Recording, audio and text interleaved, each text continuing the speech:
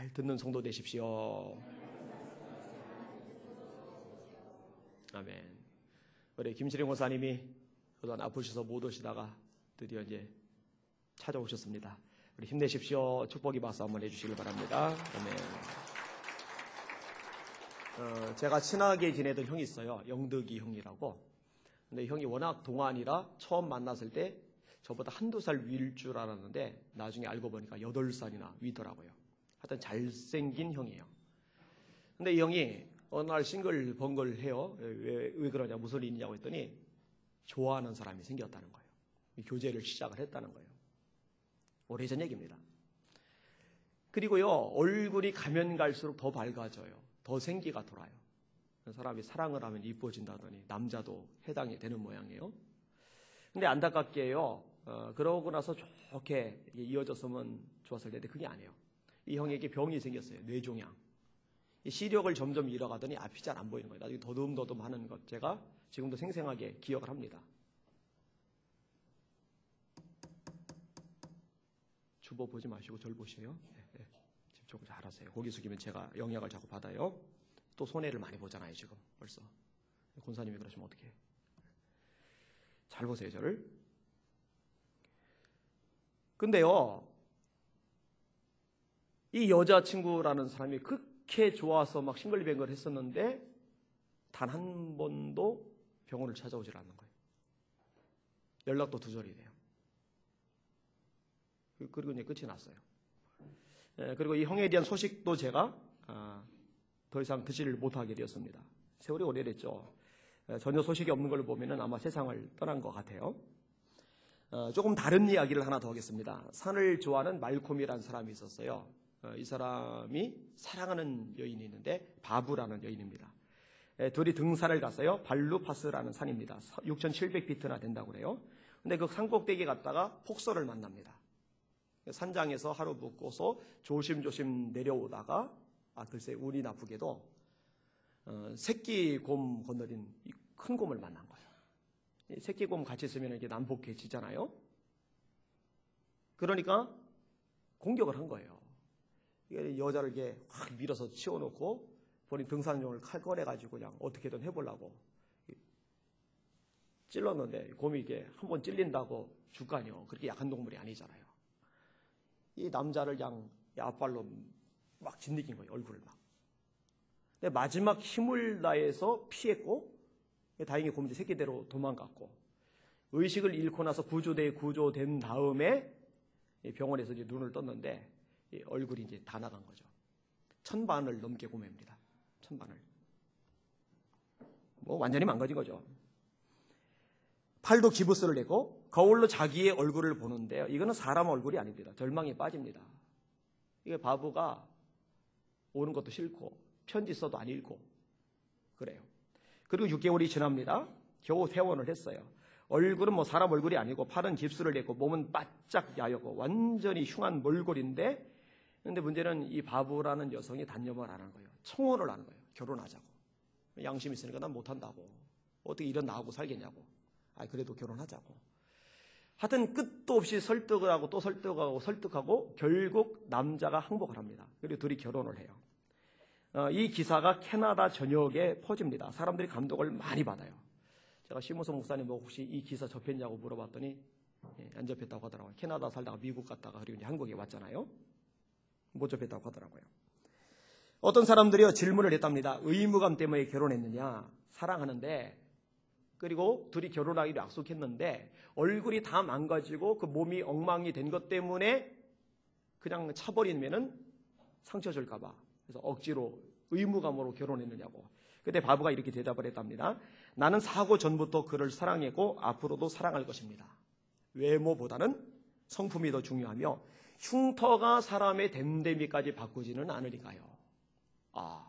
감동이 돼요. 감동이 돼요. 이런 이야기를 읽으면서 왜 감동이 될까라고 자신에게 질문을 해봤더니 답이 금방 나오더라고요. 말만이 아니라 삶으로 사랑을 증명하기 때문에. 그게 이제 사람의 마음에 감동을 일으키는 거죠. 오늘 본문에서 땄습니다만 설교 제목을 이렇게 잡았습니다. 따라합시다. 말이 아닌 행함과 진실함으로 사랑하자. 자, 한 번 더. 말이 아닌 행함과 진실함으로 사랑하자. 그렇게 사랑하실 수 있길 주의 이름으로 축원합니다. 오늘 본문을 셋으로 구분해서 나눌 겁니다. 먼저 18절을 읽을게요. 여기서 제목을 따왔습니다. 시작. 자녀들아, 우리가 말과 혀로만 사랑하지 말고 행함과 진실함으로 하자. 그럼 물어볼게요. 말로 사랑합니다. 이렇게 말하는 게 나쁜 겁니까? 좋은 겁니까? 좋은 거예요. 그건 절대로 나쁜 게 아닙니다. 물은 답을 알고 있다라는 책이 있어요. 1권, 2권으로 나눠져 있는데 제 서재에 꽂혀 있습니다. 일본 학자가 쓴 책인데 물을 가지고 실험을 해요. 이 물에다가요, 분명히 무생물이라고 생각하는 이 물에다가요, 사랑해. 자, 이틀 전에 동영상으로 한 번 더 봤어요. 물을 담아놓고 사람들 뺑 둘러싸가지고 물아 사랑해. 그리고 나서 현미경으로 이 물을 들여다보는데요, 결정이 크리스탈처럼 예쁘게. 근데 거꾸로 악다구니를 퍼부으면요, 물의 결정이 안 예뻐요. 이거보다 더 잘 알려진 얘기입니다만, 식물을 키울 때 사랑해, 예뻐, 아름다워, 이러면 식물이 잘 자란다고 하잖아요. 거꾸로 거기다 막 욕을 쏟아보면은 이유도 없이 이게 시들시들해지고. 이런 말을 못 듣는다고 생각하는 식물도 영향을 받는다면 이 말을 잘 알아듣는 사람이 얼마나 영향을 받겠습니까? 그러니까 칭찬과 격려의 말이 사람을 살려요. 거꾸로 저주의 말이, 악담하는 말이 영혼을 망가뜨립니다. 그러니까 여러분, 좋은 말을 잘 하셔야 돼요. 이거는 바람직한 말입니다. 제가 최근에 썼던 글 한 토막을 읽어드릴게요. 종종 엉뚱한 발언을 하는 아내임에도 불구하고 도무지 익숙해지지 않는다. 그러려니 하는 게 잘 되지를 않는다. 며칠 전 침대에 나란히 누워있을 때의 일이다. 아내가 느닷없이 한마디 했다. 요점은 늘 자신에 대하여 두 가지 마음을 가지고 있어야 한다는 거였다. 첫째, 고마워하는 마음. 둘째, 미안해하는 마음. 내 반응이 밋밋하니 아내가 강요를 하기 시작했다. 어떤 마음을 가져야 한다고요? 대답 안 하면 못 자게 할 판이에요. 마지못해 대답했다. 고마운 마음과 미안한 마음, 세뇌를 확실히 시켜야겠어요. 생일을 앞두고 효빈이와 효원이가 저녁을 산다고 해서 가족들이 나갔다. 메뉴는 천수만 바지락 칼국수. 아이들이 해물 김치전도 시켰다. 식사 중간에 아내가 아이들 앞에서 이야기를 끄집어낸다. 아빠가 엄마한테 두 가지 마음을 가지고 사신단다. 절 보더니 어떤 마음이라고요? 내가 대꾸를 하지 않자 아내는 살짝 나에게 말한다. 아이들 듣는 데서 한번 말해주세요. 칼국수나 먹으라고 했다. 아이들까지 증인 세우려는 아내는 무서운 여자다. 썼더니 많이들 웃다라고 하고요. 근데 사실 한국 남자들이 잘 못해요. 그죠? 근데 말 잘하는 건 나쁘진 않습니다. 옆 사람 보고 한번 해보세요. 사랑합니다. 한 번 더. 나는 당신이 좋습니다. 이게 좋은 거예요. 그죠? 참 좋은 겁니다. 그런데 이 말로 사랑을 고백하는 게 좋은 건데 언제 문제가 되냐면은 말만 할 때, 말로만 할 때, 그때 문제가 돼요. 성경은 말씀하죠. 우리가 말과 혀로만 사랑할 것이 아니요 행함과 진실함으로 하자. 두 가지가 나와요. 따라합시다. 행함, 진실함. 이 두 가지가 포함이 되어야 하나님께서 기뻐하시는 진짜 사랑이 되는 거예요. 먼저는 행함인데, 여러분, 우리 주님께서 말만 가지고 안 된다는 가르침을 많이 하세요. 마태복음 21장에 비유를 말씀하시는데, 아버지가 큰아들 보고 얘야 포도원에 가서 일해라. 예 아버지. 훌륭한 아들이에요. 착한 아들이에요. 그런데 안 가요. 작은 아들 보고 얘야 포도원 가서 일해라. 싫어요. 근데 가만히 생각해 보니까 자기가 잘못했어요. 이러면 안 돼요. 누이치우고 가서 일을 해요. 예수님께서 이 메시지를 듣는 무리들을 향해서 물어봅니다. 둘 중에 누가 아버지의 뜻대로 행했느냐? 둘째 아들입니다. 큰아들 문제가 뭐예요? 말은 잘해요. 근데 움직이는 건 하나도 없어요. 여러분, 행동으로 따라가지 않으면 안 됩니다. 예수님께서 이것을 명확하게 말씀하세요. 여러분, 선한 사마리아 사람 얘기를 잘 아실 겁니다. 이 선한 사마리아 사람 비유 속에 보면은 어떤 사람이 강도를 만났어요. 그래가지고 거반 죽은 상태로 머물러 있는데 제사장이 지나가다가 보고서 그냥 지나가요. 레위 사람이 지나가다가 보고서 그냥 지나가요. 여러분 제사장은요 구약의 말씀 잘합니다. 네 이웃을 네 몸과 같이 사랑하라. 이것이 크고 둘째 되는 계명이다. 제일 큰 계명은 뭐예요? 마음을 다하고 성품을 다하고 뜻을 다하고 힘을 다하여 주 너희 하나님을 사랑하라 하셨으니 이것이 크고 첫째 되는 계명이요. 그러니까 하나님 사랑하는 게 첫 번째 계명, 이웃을 내 몸처럼 사랑하는 게 두 번째 계명. 이 제사장은 알아요. 아는데 지나가요. 레위인 당연히 알아요. 레위인이 성경을 모르면 누가 성경을 알겠어요? 그런데 아는데 그냥 지나가요.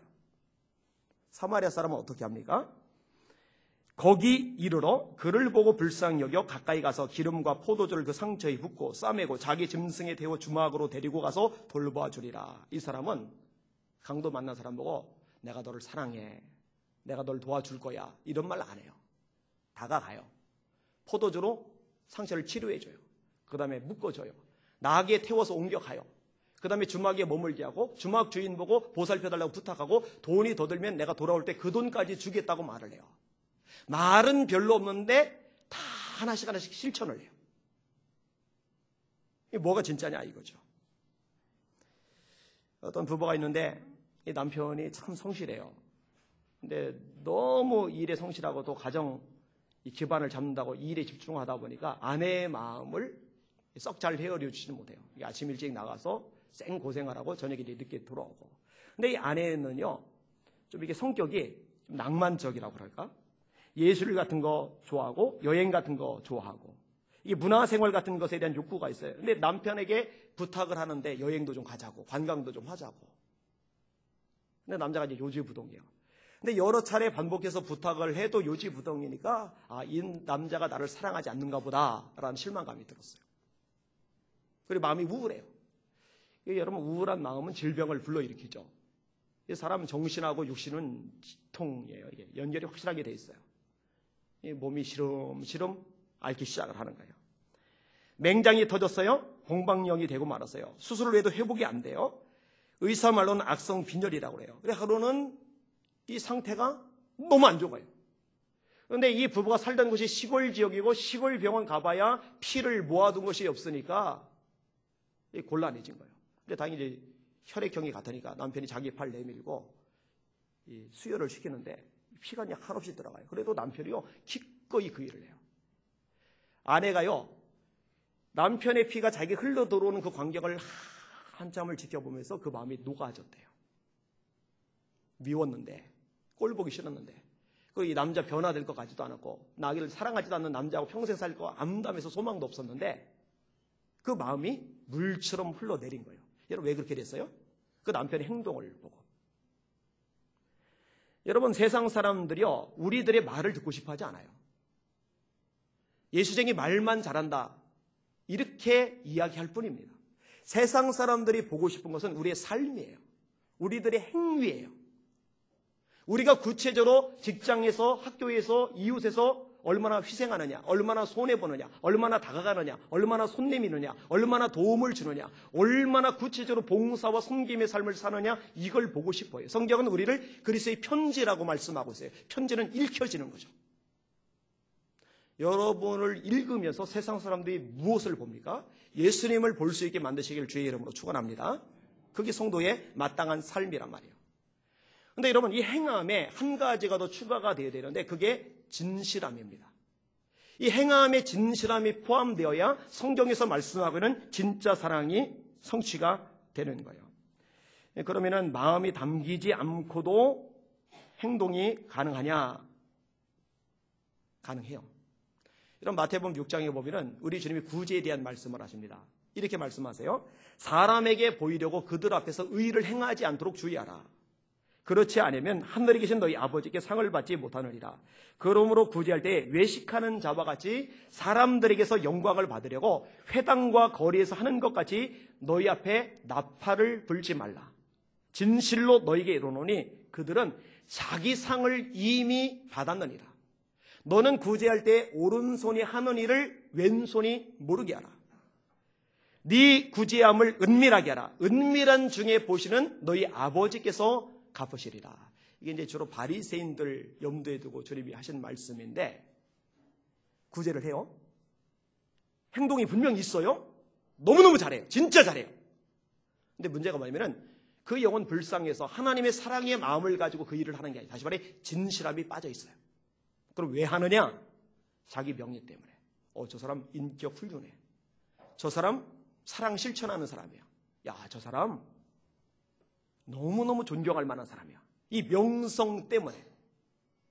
이거는 하나님 앞에 가짜입니다. 의미가 없어요.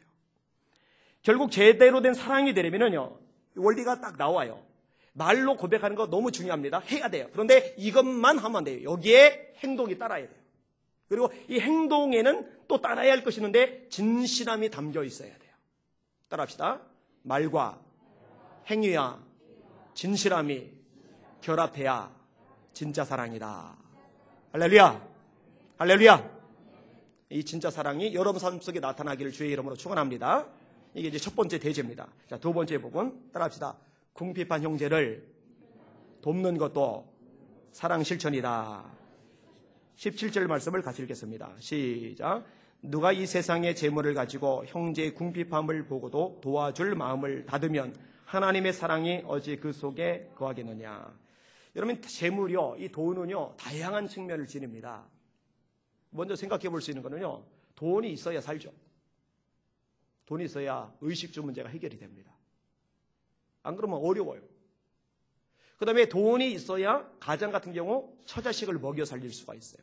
아이들 교육도 시킬 수 있고 아이들이 원하는 것도 사줄 수가 있어요. 제가 어릴 때 집이 너무 가난하니까 부모님이 장난감을 사줄 수가 없어요. 그래서 뭐 플라스틱 장난감 칼, 나무로 만든 장난감 칼, 뭐 총, 뭐 애들 때 좋아하잖아요. 자동차 이런 거를 받아본 기억이 없어요.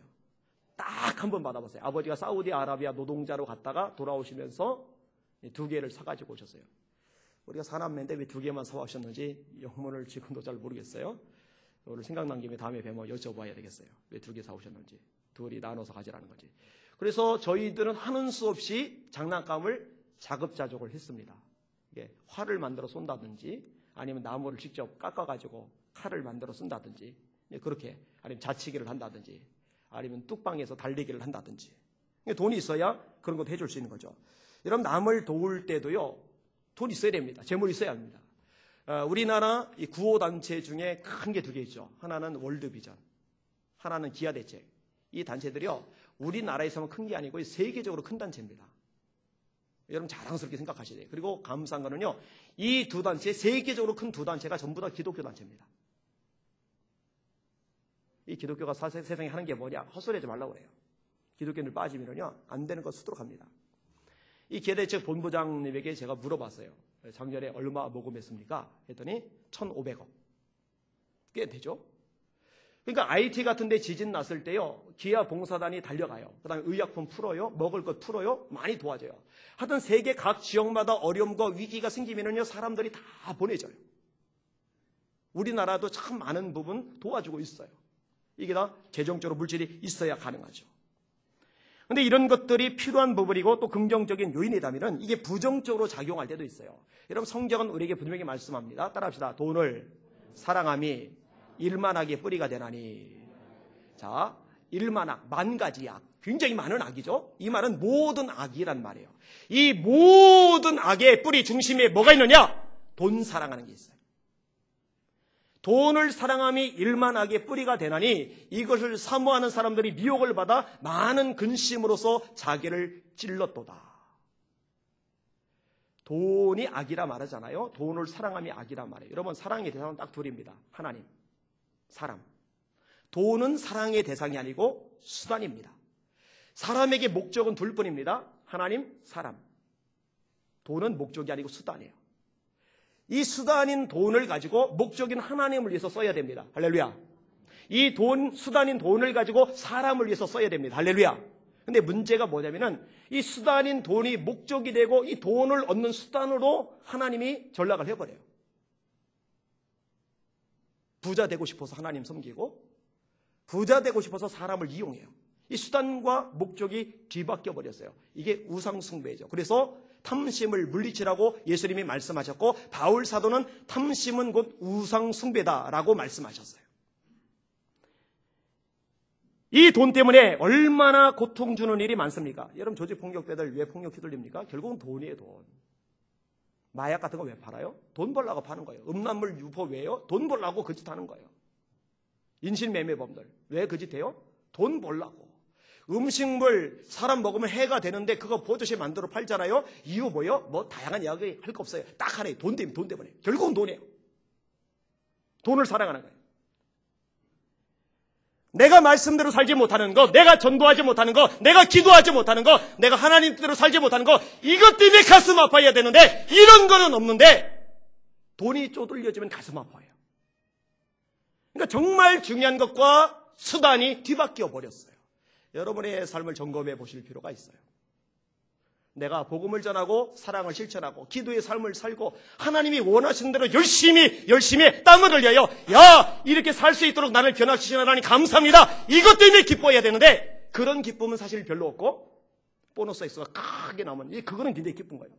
그게 기쁘지 말라는 얘기가 아니라 그것보다 더 기뻐해야 될 것이 따로 있는데 이 순서가 뒤바뀌어서는 안 된다는 거예요. 여러분 바뀌지 마시길 바랍니다. 아멘. 바뀌면 안 돼요. 특별히 이 재물 가지고 반드시 해야 될 일을 말씀하는데 그게 뭐냐면 구제입니다. 구제. 유대인들이 하만에 의해서 몰살당할 뻔했죠. 이때 모르드게하고 에스더가 목숨 걸고서 이 백성을 건져내요. 구원을 받았단 말이에요. 이 구원 받아서 축제 분위기가 이래요. 그래서 생긴 절기가 불임절입니다. 근데 이 불임절이 뭘 하는지 아세요? 온 백성들이 뭘 하는지 아세요? 구제합니다. 구원의 감격을 그 감사를 뭘로 표시하느냐? 구제로 표시를 해요. 잠언 11장 24절에 이렇게 말씀합니다. 흩어 구제하여도 부하게 되는 일이 있나니 과도하게 아껴도 가난하게 될 뿐이니라. 구제를 좋아하는 자는 풍족하여질 것이요 남을 윤택하게 하는 자는 윤택하여지리라. 여러분 이게 하나님의 말씀인 줄 믿으시면 아멘. 남을 윤택하게 하는 사람 하나님께서 기뻐하시고 그 사람 윤택하게 해주신대요. 누가복음 12장에 주님께서 이렇게 말씀하십니다. 너희 소유를 팔아 구제하여 낡아지지 아니하는 배낙을 만들라. 하늘에 배낙을 만들대요. 하늘에 저축을 하래요. 근데 하늘에 저축을 할 수 있는 비결이 뭐냐? 우리 재산을 팔아서 구제를 하면은 그것이 하늘나라에 쌓이는 거예요. 그 다음에 주신 말씀이 뭐예요? 네 보물이 있는 곳에 내 마음이 있느니라. 예수님의 말씀입니다. 여러분 고넬료가 참 귀한 인물이죠. 로마 사람인데 유대인도 아닌데 두 가지를 되게 잘해요. 뭘 잘해요? 하나는 기도, 늘 기도해요. 또 하나 뭘 잘해요? 늘 구제해요. 늘 구제를 잘해요. 어느 날과 마찬가지로 이날도 기도에 힘쓰는데 하나님께서 특별 선물, 특별 보너스를 주세요. 가브리엘 천사가 나타나요. 이거는 뭐 일생 있을까 말까 한 일이죠. 눈으로 직접 천사의 존재를 보는 거는. 천사가 나타나더니 뭐라고 말해요? 네 기도와 구제가 하나님께 상달하신 바 되었느니라. 따라합시다. 내 기도와 구제가 하나님께 상달하신 바 되었느니라. 하나님께서 우리 기도를 눈여겨보세요. 하나님께서 우리 구제를 눈여겨보세요. 여러분 제가 수없이 말한 부분이기도 합니다. 열심히 일해서 돈 버세요. 그 번 돈으로 두 가지는 인색하지 마세요. 첫째 선교하는 일, 두 번째 구제하는 일. 이 두 가지는 절대로 인색하면 안 됩니다. 특별히 오늘 본문 구제에 관련된 것인데 오늘 본문에 어느 정도까지 말하느냐, 이 세상 재물을 가지고 형제의 궁핍함을 보고도 도와줄 마음을 닫으면, 제가 옛날 개혁한 걸로 성경 구절을 많이 외웠더니 자꾸 헷갈려요. 옛날 개혁한 거는 막으면이라고 돼 있는데 지금 개혁 개정은 닫으면이라고 돼 있어요. 이 세상 재물을 가지고 내가 지금 없고 빚지고 막 너무 곤란한 상황에 그걸 말하는 게 아니에요. 어느 정도 있어요. 이 세상 재물을 가지고 있는데 형제의 궁핍함을 보고도 도와줄 마음을 닫으면 어찌 그 속에 하나님의 사랑이 거할 거 보냐. 하나님, 내가 하나님 사랑합니다. 하나님의 사랑이 내 마음에 있습니다. 이거 거짓말이라는, 새빨간 거짓말이라는 거예요. 이게 성경 말씀입니다. 잠언 28장 27절은요 진짜 강력합니다. 말씀 준비하다가 깜짝 놀랐는데, 늘 읽던 말씀이 이렇게 막 부딪혀올 때가 있어요. 설교 말씀 준비하다가 참 많이 부딪혀요. 그런 일이 많이 생겨요. 가난한 자를 구제하는 자는 궁핍하지 아니하려니와 못 본 채 하는 자에게는 저주가 있으리라. 못 본 채 하는 자에게는 저주가 있으리라. 와, 이렇게까지 세게 말씀하는 구절도 있구나.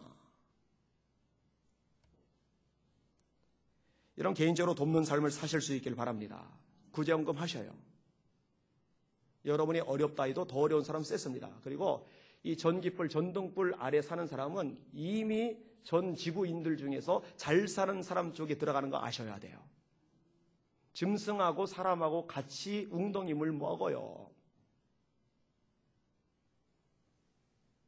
제가 이제 그런 영상도 한번 보여드릴게요. 모리아교회 얘기를 꺼냈어요. 우리 성도들이 협력을 잘해요. 지난번에 몇 차례 꺼냈을 때도 그렇고 이번에도 이명수 집사님이 떡을 제공을 하셨어요. 그 다음에 이현숙 집사님이 또 40만 원 후원하셔서 그 라면 같은 거 다 해결했어요. 200명 이상 협력하면 도울 수 있어요. 이게 잘하는 거예요. 잘하는 거예요. 저는 교회적으로도 마찬가지라고 생각합니다. 큰 교회 있죠. 이 큰 교회는 사이즈 자랑하면 안 돼요. 교회가 규모가 있다는 얘기는 가난한 교회죠. 개척교회. 그 다음에 농촌교회죠. 어촌교회죠. 섬교회죠. 이 농촌, 어촌, 섬교회는요, 구조상 교회가 넉넉할 수가 없어요.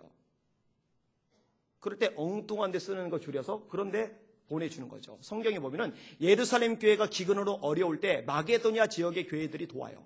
그리고 바울 사도가 그 이야기를 끄집어내면서 고린도 교회에 촉구를 하죠. 이것이 곧 적게 심는 자는 적게 거두고 많이 심는 자는 많이 거둔다 함이로다. 각각 그 마음에 정한 대로 할 것이요 억지로나 인색함으로 하지 말지니 하나님은 즐겨내는 자를 사랑하시느니라. 자, 우리 교회가 아니고 다른 교회에 지금 어려움을 당하는데 그 교회를 위해서 헌금을 하는 거예요. 그런데 마음에 정한 대로 하고 억지로나 인색함으로 하지 말아라. 그럼 어차피 하나님 안 받으신다? 하나님은 즐겨내는 자를 사랑하신다. 그래서 벗어서 보내주는 일을 하는 거죠. 제가 볼 때 한국교회 이 부분이 더 살아야 되고 더 활성화될 필요가 있어요. 자, 세 번째 대지입니다. 따라합시다. 사랑의 근거는 십자가 지신 예수님의 사랑이다. 16절 말씀입니다. 시작. 그가 우리를 위하여 목숨을 버리셨으니 우리가 이로써 사랑을 알고 우리도 형제들을 위하여 목숨을 버리는 것이 마땅하니라. 여러분, 사랑은요, 주는 거죠. 특성이 있어요. 사랑은 주는 거예요. 그죠? 조금 전에 다뤘던 부분이 물질을 주는 거죠. 근데 물질만 주느냐? 아니에요. 어떤 사람은 사랑하기 때문에 자기의 삶을 줘요. 아프리카 톤도는 세계 3대 빈민 지역입니다. 얼마나 끔찍한 지역이냐? 아이 하나가 사라졌어요. 부모들이 찾겠죠. 나중에 발견이 됐는데 보니까 죽었어요. 배는 째져 있어요. 산 아이를 마취도 시키지 않은 채 배를 가르고 장기를 빼서 가지고 나른 거예요. 그래서 부자들에게 비싼 돈 받고 장기를 매매를 하는 거예요. 이런 끔찍한 일이 벌어지는 거. 이게 사람 사는 게 아니죠. 여기 김수경 선교사님이 가셨어요. 아이들을 가르쳐요. 근데 놀랍게도 하나님이 역사하시니까 아이들이 은혜를 받으니까 지혜가 생기는 거예요. 여러분, 하나님은 사람에게 지혜를 주시는 분이거든요. 이 아이들이 공부를 잘해요. 세계 명문대학까지 가요. 그럼 너무 뛰어나니까 대기업 같은 데서 스카우트 제의를 해요. 억대 연봉 받는 거죠. 그런데 그거 거절하고 다시 그 빈민가 톤도 사람 사는 곳 같지 않은 그 지역에 가서 더 많은 아이들을 가르쳐요. 이것이 선순환 구조로 이어져요. 참 놀랍죠. 근데 이런 분들이요, 많아요. 진짜로 많아요. 다시 말합니다만 교회가 기독교 하는 게 뭐냐, 헛소리 하지 말라고 그래요. 교회만큼 많이 하는 데 없어요. 인생을 주는 거죠. 어떤 사람은 재능을 줄 수 있어요. 글 모르는 사람에게 글 가르쳐주는 거. 연세 드신 분들, 글 모르는 분들에게 글 가르쳐주는 봉사 같은 거 가능하잖아요. 아이들 가난하면은요, 공부 못 하잖아요. 과외 학원 꿈도 못 꾸잖아요. 근데 내가 과외를 시키면은 큰 돈 벌 수 있지만 그거 포기하고 가난한 집 아이들 무료로 이렇게 공부방 열어주고 가르쳐주는 청년들 있거든요. 그거 사랑이에요, 사랑. 뭐 공부만 그래요? 악기 가르쳐줄 수도 있고 운동 가르쳐줄 수도 있어요. 여러분, 그런 게 안 되면 육체 노동도 가능합니다. 누가 이사할 때 나도 힘들고 피곤하지만 가서 거들어 주는 거예요. 누가 좀 어려울 때 내가 가서 힘이 되어주는 거예요. 자, 이렇게 다 줄 수 있죠. 그런데 이런 모든 것들, 줄 수 있는 모든 것들 중에 최고의 것이 뭐냐? 목숨을 주는 거죠. 그래서 요한복음 15장에 주님이 이렇게 말씀하십니다. 내 계명은 곧 내가 너희를 사랑한 것 같이 너희도 서로 사랑하는 것이다. 사람이 친구를 위하여 목숨을 버리면 이보다 더한 사랑이 없나니. 왜 그래요? 목숨이 가장 귀하기 때문입니다. 근데 오늘 본문에 어느 정도까지 말씀하느냐? 우리도 형제들을 위하여 목숨을 버리는 것이 마땅하니라. 형제를 위하여 목숨을 버릴 수도 있다. 어쩌다가 가능하다가 아니라 형제들을 위하여 목숨을 버리는 것이 마땅하니라. 기독교는 윤리가 아닙니다. 도덕이 아닙니다. 도덕과 윤리 차원을 뛰어넘어요. 완전히 초월해버려. 형제를 위하여 목숨을 버리는 것이 마땅하니라. 말씀을 준비하면 사실 적용을 저한테 먼저 해야 되겠죠. 나는 어떠냐? 희원아, 너는 어떠냐? 적용을 해봤어요. 몇 가지 나눠요. 나는 내 아내를 위해서 목숨을 버릴 수 있을까? 뭐라고 썼을 것 같아요? 있을 것 같음. 있다라고 안 쓰고 있을 것 같음이라고 쓴 거는 사람은 장담해봐야 확실히 보장이 되는 건 아니니까. 제가 가만히 보니까 목숨에 대해서 그렇게 연연하는 타입은 아니에요. 제가 이번에 느꼈어요. 그 의사가 3번이나 수술 전날 위험하다고 했다고 그랬잖아요. 우리 내중형 수술 받는데 뭐 고쳐주시면은 사역하면 되고 죽으면은 천국이니까. 근데 이런 식으로 얘기했다가 욕을 좀 먹긴 했어요. 처자식 생각도 안 나는 이기적인 인간이라고 친구들 중에 몇 명이 그렇게 얘기는 하더라고요. 아무튼 제가 그렇게 막 바둥바둥 내지는 않더라고요. 그러니까 하나님 저 살려주세요. 저 죽기 싫어요. 이런 기도를 한 번도 해본 적이 없으니까. 제가 얘기했잖아요. 한국교회에서 기도하는 그 기도만 나왔었다고. 대신 주변에서 저를 위해서 기도해 준 분이 너무 많았어요. 우리가 성결교 다니는데 장로교 목사님 32분이 작정 기도를 들어갔으니까 뭐 말 다 했죠. 자, 그 다음에 아이들을 위해서는 목숨을 내놓을 수 있겠는가? 효빈이, 효원이 저한테 소중하죠. 그럴 수 있을 것 같아요. 제시라 비웃은 거예요? 비웃으면 건강에 해롭다. 진짜예요, 진짜. 마음은 그렇다는 거죠. 그 다음에 계속 해야죠. 교인들을 위해서 목숨을 버릴 수 있겠냐? 그것도 그럴 수 있을 것 같아요. 이 준비하다가 생각난 것이 있어요. 우리 김자인 집사가 아파서 이제 힘들어할 때 제가 진짜 기도했던 내용이 생각나는 거예요. 하나님, 제 생명을 나눠주세요. 그래도 좋으니 살려주세요. 진짜 그 기도 많이 했어요. 근데 여러분, 그렇게 기도할 수 있었던 이유가 뭘까? 그게 어떻게 가능했을까? 간단하더라고요.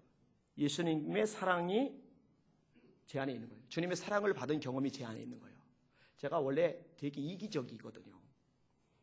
어릴 때 어쩌다 과자가 생길 기회가 있잖아요. 가서 과자 2봉지 사와라. 하나는 네 거고 하나는 네 동생 거고. 그러면은 2봉지를 다 뜯어요. 왜 뜯겠어요? 한 봉지 것을 다른 봉지로 몰아넣는 거죠. 그리고 반대쪽 봉지는 일부만 남겨놓는 거죠. 그래서 일부만 남긴 건 동생 주고 몰아넣은 거는 이제 제가 먹고. 제가 그랬어요. 그러니까 타고난 인격자는 절대로 될 수 없는 그런 사람이에요. 그죠? 그런데 지금은 조금 바뀐 것 같아요. 조금씩 더 바뀌어 나가겠죠. 오늘 본문 보시면 구조가 어떻게 되느냐. 그가 우리를 위하여 목숨을 버리셨으니 우리가 이로써 사랑을 알고 우리도 형제들을 위하여 목숨을 버리는 것이 마땅하니라. 어떻게 해서 우리가 사랑을 알게 되었느냐.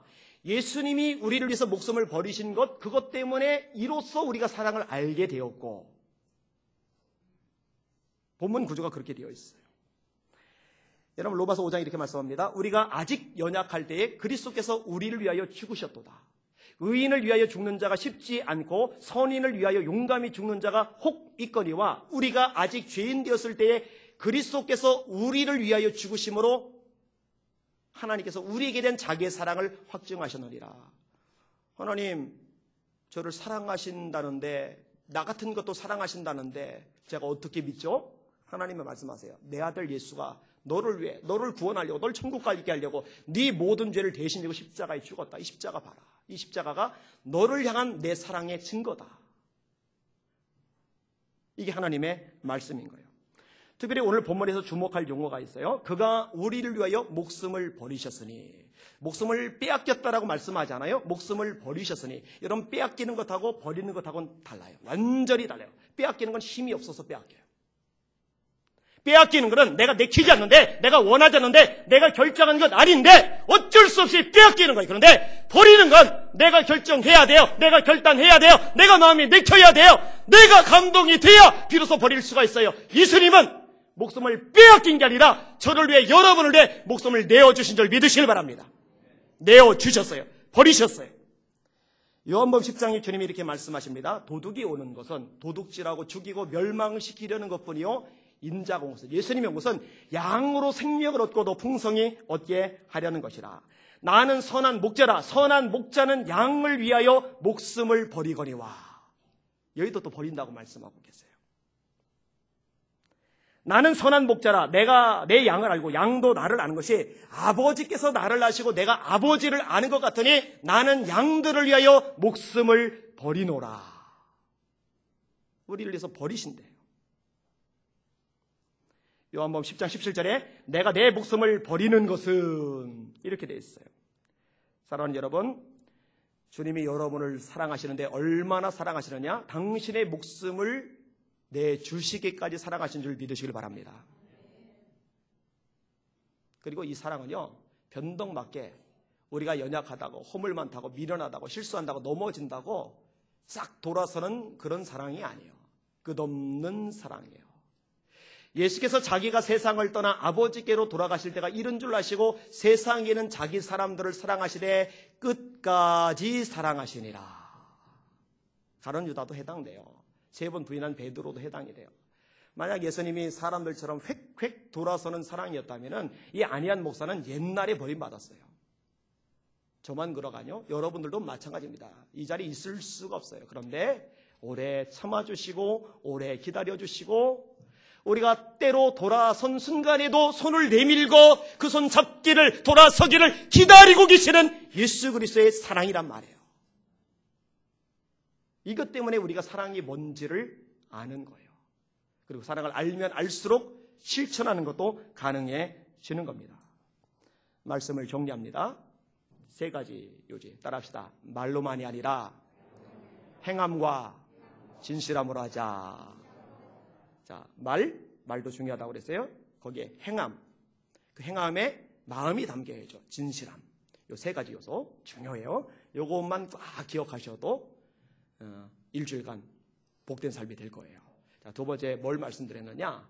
그 사랑 실천의 한 부분인데 물질로 구제하는 것 역시 사랑 실천이라는 거죠. 따라합시다. 어려운 사람을 구제하는 것도 사랑의 증거다. 그죠?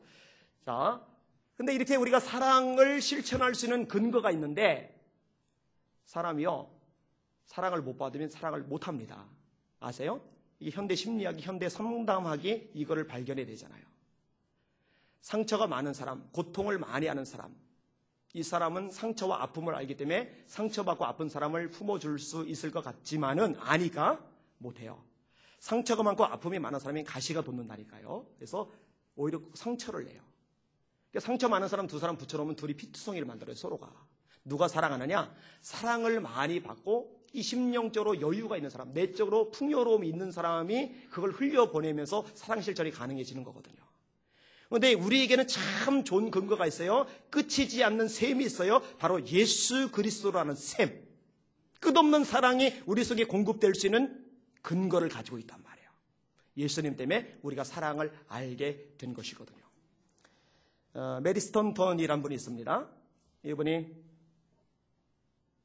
아일랜드 사람인데 아일랜드 국립의대를 졸업을 했어요. 그러니까 그 정도면 뭐 먹고 사는 길은 이제 문제 없죠. 돈도 꽤 벌 거예요.